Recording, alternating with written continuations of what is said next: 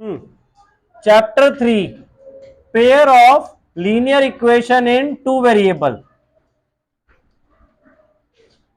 आप सबने last year linear equation in two variables पढ़ा था, याद है? Linear equation in two variable में आपकी इक्वेशन का फॉर्मेट क्या होता था? A X plus B Y plus C equals to 0। Clear? जहां पर ए बी सी क्या थे? ए और B coefficient of X and Y और सी आपकी constant term. Clear?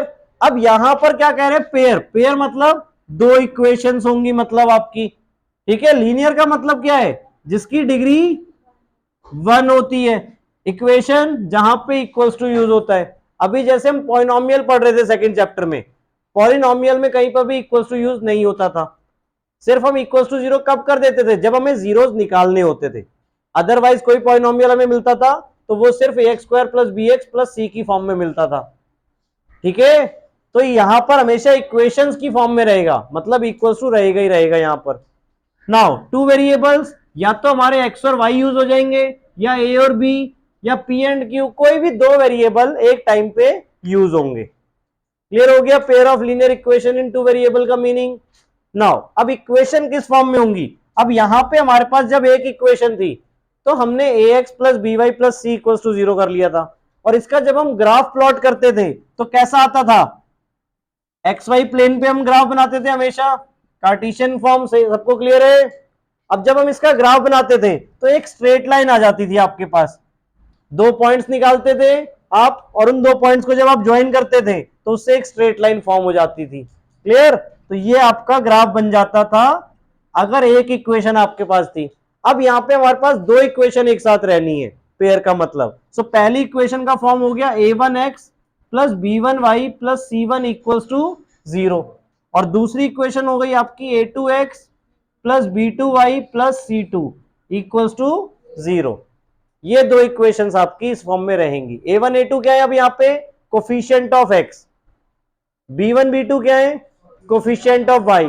c1 c2 constant term. यहां तक क्लियर हुआ? तब दो इक्वेशन है तो हमारे पास दो कोफिशिएंट्स होंगे, इसलिए हमने 1 और 2 नंबरिंग दे दी। क्लियर? अब जब हम इनका ग्राफ बनाएंगे एक ही ग्राफ पेपर पे तो क्या क्या केसेस हो सकते हैं हमारे पास? केस 1 हो सकता है जब दोनों लाइंस क्या हो? इंटरसेक्ट हो। When two lines intersect at a point, एक पॉइंट पे इंटरसेक्ट हो रही हो। क्लियर? लाइक ये एक्स वाई प्लेन हो गया आपका। क्लियर? एक लाइन सपोज ऐसे जा रही है और दूसरी लाइन सपोज ऐसे जा रही है, तो किसी एक पॉइंट पे वो इंटरसेक्ट होंगे। क्लियर? तो जहां पे वो इंटरसेक्ट होंगे वो आपका क्या कहलाएगा? Solution of the equation. वहां से हम अपनी एक्स और वाई की वैल्यू देखेंगे और वो हमारे सॉल्यूशन हो जाएगा। क्लियर? तो इसमें कितने सॉल्यूशंस आएंगे? Only one solution. क्लियर? क्योंकि जहां पे इंटरसेक्ट होगी, अब दो लाइंस अगर हम बोल रहे हैं इंटरसेक्ट हो रही है तो एक से ज्यादा पॉइंट पे इंटरसेक्ट नहीं हो सकती, तो सिर्फ एक ही सॉल्यूशन आपके पास आएगा। क्लियर? केस 2 क्या हो सकता है हमारा?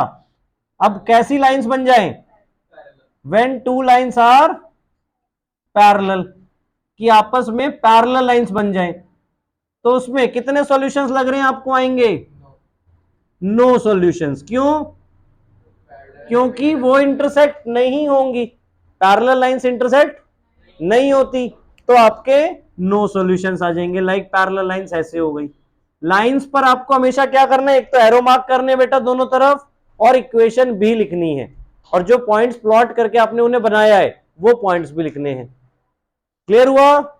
इसी तरह केस 3 क्या होगा आपका? क्या हो सकता है?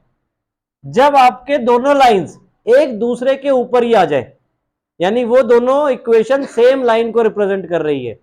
When two lines are coincide. Clear? Like ये एक्स वाई प्लेन हो गया आपका। अब एक लाइन ये जा रही है और दूसरी भी इसी पे जा रही है, तो हम उसे रीड्रॉ नहीं करेंगे बेटा कि उसी के ऊपर दोबारा पेंसिल से मार्क करने लगे, नहीं, हम एरोज मार्क कर देंगे एक और, जिससे हमें पता चल जाएगा कि यहां से दो लाइंस पास हो रही हैं इस लाइन पर। क्लियर हुआ? तो इसमें कितने सॉल्यूशंस आएंगे? Infinitely many solutions. क्लियर? याद रहेगा बेटा, क्यों इनफाइनाइटली मैनी सॉल्यूशंस? क्योंकि हर पॉइंट पे वो उसको इंटरसेक्ट कर रही है, मतलब दोनों में कॉमन पॉइंट आ रहे हैं सारे। क्लियर हुआ? तो ये 3 केसेस आपके पॉसिबल हैं। क्लियर? नाउ अब हमने देखा कि हम अगर इसके ग्राफ बनाए तो 3 टाइप के बन सकते हैं, बट क्या बिना ग्राफ बनाए हम ये पता कर सकते हैं कि ये किस टाइप का ग्राफ बनेगा? तो यस, कैसे? By comparing the ratios. A1 upon A2 की रेशियो हमें निकालनी है और B1 अपॉन B2 की रेशियो हमें निकालनी है। ठीक है, जो भी निकलेगी, अगर आपकी पहली कंडीशन, अगर A1 अपॉन A2 की रेशियो B1 अपॉन B2 की रेशियो के इक्वल नहीं है, अगर दोनों डिफरेंट रेशियो आ रही है, क्लियर, इट मींस वो दोनों आपस में इक्वल नहीं है, तो आपका कैसा सॉल्यूशन बनेगा? Intersect at a point. मतलब जो लाइंस बनेंगी वो ऐसी कैसी बनेंगी कि वो एक पॉइंट पे इंटरसेक्ट होंगी, और सॉल्यूशन क्या कहलाएगा उस टाइम पे? यूनिक सॉल्यूशन, यानी ओनली वन सॉल्यूशन आएगा। क्लियर? और पेयर ऑफ लीनियर इक्वेशन को हम क्या बोलेंगे? Consistent pair of linear equation. Clear हुआ? दूसरा केस क्या हो सकता है कि सपोज आपकी A1 अपॉन A2 की रेशियो B1 अपॉन B2 के इक्वल आ गई। क्लियर? अभी हमने पहले केस में देखा इक्वल नहीं थी, तो हम सीधा ये बोल देंगे, बट अगर इक्वल आ गई तब हम C1 अपॉन C2 की रेशियो भी निकालेंगे। क्लियर? अगर अनइक्वल है तो C1 अपॉन C2 की रेशियो निकालने का कोई काम नहीं है हमारे पास। क्लियर? बट इक्वल आई तो हमें C1 अपॉन C2 की रेशियो निकालनी है और फिर देखना है कि वो उसके इक्वल है या नहीं है। अगर इक्वल नहीं है, उसमें भी 2 कंडीशन हो सकती हैं कि या तो इक्वल आएगी या फिर इक्वल नहीं आएगी। तो तीसरी कंडीशन क्या बन जाएगी आपकी कि C1 अपॉन C2 भी इक्वल है। क्लियर? तो ये 3 कंडीशंस आपके पास आ सकती हैं रेशियोज के अकॉर्डिंग। तो पहले वाले में क्लियर हो गया, कैसी लाइंस बनेंगी आपकी? इंटरसेक्ट एट अ पॉइंट वाली। सेकंड वाले में पैरेलल लाइंस, यानी जब पहली 2 रेशियो इक्वल है बट तीसरी रेशियो अनइक्वल है, तो लाइन सेम पाथ पे जा रही हैं बट थोड़ा डिस्टेंस है उनके बीच में, यानी पैरेलल है। क्लियर हुआ? और सॉल्यूशन क्या होगा उस टाइम पे? No solution. और जब सॉल्यूशन नहीं आता है उसको हम इनकंसिस्टेंट पेयर ऑफ इक्वेशंस बोलते हैं। क्या बोलते हैं? Inconsistent pair of linear equations. ऐसे ही तीसरे वाले कंडीशन में क्या होगा? अब तीनों इक्वल है तो कोइंसिडेंट लाइंस, आपकी जो लाइंस है वो कोइंसिडेंट बनेंगी, जो अभी हमने ग्राफ बनाए थे बेटा। यानी अब हमें बिना ग्राफ बनाए ही पता चल गया किस टाइप का ग्राफ हमारा बनेगा। क्लियर हुआ ये पॉइंट?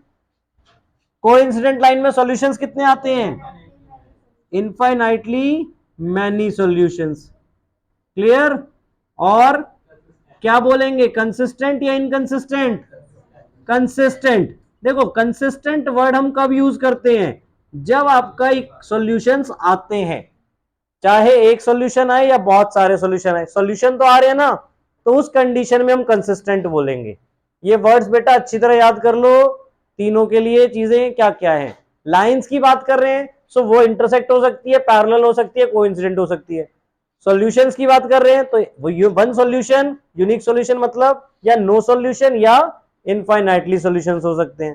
कंसिस्टेंट इनकंसिस्टेंट की बात कर रहे हैं तो जब सॉल्यूशन आ रहे हैं तो कंसिस्टेंट है, जब सॉल्यूशन नहीं आ रहा है तो इनकंसिस्टेंट है। क्लियर हुआ?